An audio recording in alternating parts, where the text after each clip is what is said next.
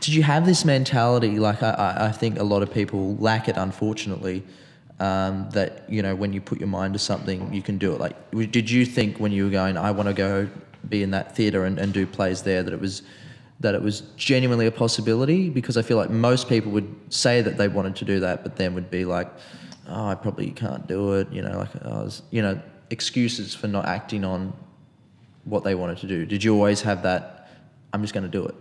There's no ifs or buts. Yeah. Yeah. I'm a very, there's a really interesting, I guess, like idea that is, as artists, we all have the same like need and want and desire to be successful, and the same delusion that we will do it. Yes. So there's like it's almost like a communitas, like a community mindset that every artist thinks they're going to be the one that makes it, but obviously statistically only a small percentage of artists ever actually make it. But I will always say I'm the one that'll do it. And so I don't even know, like, because now I learnt that when I went to uni. I learnt that about like performing arts and the arts generally. So now I sit here and I'm like, well, I know I'm going to make it. But in the back of my mind, I'm like, yeah, but remember that course that was like, you all think you're going to make it, you know? But that's probably coming from people that wrote that course that didn't make it, and then now they're teaching it. So yeah, like, true. I think you do genuinely need to have some sort of disillusion. And when I say, but disillusion is just what is a societal construct. Like really, like there is no such thing as disillusion in the sense of that's what I want to do, I'm going to go do it. Oh, not many people make it. Well, not many people are good enough to make it. But if you have enough, do you get what I'm saying? Like, yeah, I mean, obviously, they're like as much as, because okay, there's a difference between saying I am going to climb Mount Everest and just saying it, and literally start like training, hiking, executing on it. You know, there's a difference. So I feel like if you're saying and you're doing and you're constantly on an up and up trajectory, then surely at some point something's going to give. It has to happen. Has to, It has to happen. That's because what I mean. It logically, there's no other way. Yeah, like, I mean, I don't know about you, but I still am, not as much because I sort of get it, but I just went on this thing maybe a year or so ago. It was like law of attraction. Like, you know, I've seen so many things in my life that I've thought about constantly and then worked towards, and then miraculously you end up fucking getting pretty close. Yeah.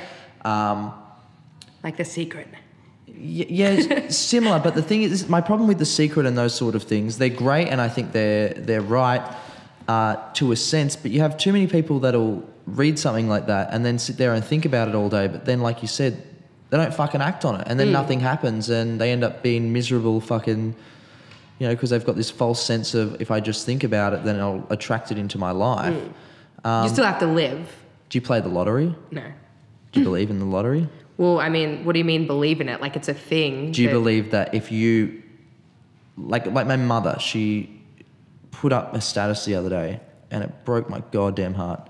She put it up and she said, you know, at the shopping centres, they put the raffles in for those houses or cars or whatever. It was a house. She's like, this is the house that we won on the Gold Coast, bought this ticket for something or other. And I just had to look at her and I felt like such a fucking arsehole for saying it. But I was like, Mum, like luck doesn't exist. Like you're not, if that's where you're putting your hopes and dreams into a raffle. Yeah. You're not going to fucking get there. Like I think it's preparation. Luck is preparation meeting opportunity, like you said. Having an ideal, working towards it, and then, like you said, eventually something's going to collide. Yeah.